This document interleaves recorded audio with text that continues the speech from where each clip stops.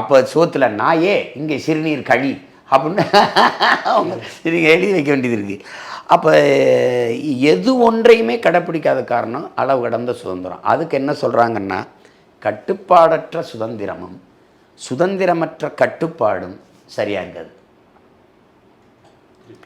அப்போ நீங்கள் ஒரு ஒரு ஒரு ஒரு புதிய ஒன்றை படைக்க வருகிற ஒருத்தன் வந்து, இப்போ லீ குவான் யூன்னு ஒரு மகன் வரலைன்னா, வெள்ளைக்காரன் ஆட்சி காலத்தில் தீண்டப்படாத நகரமாக இருந்த ஒரு நிலப்பரப்பு இன்றைக்கி எப்படி ஜாய்ஃபுல் சிங்கப்பூர், கலர்ஃபுல் மலேசியான்னு நீங்கள் சொல்கிற அளவுக்கு வந்துடுச்சு அப்படின்னா, உலகத்தில் கல்வியில் 3வது இடத்துல இருக்கிறான். தமிழ்நாட்டில் ஒரு மாநில அளவில் இல்லை, 2 மாவட்ட அளவில் நிலப்பரப்பு தான். 45 நிமிஷத்தில் மொத்த பரப்புமே சுற்றி வரலாம். ஒரு மாவட்ட அளவு தான்.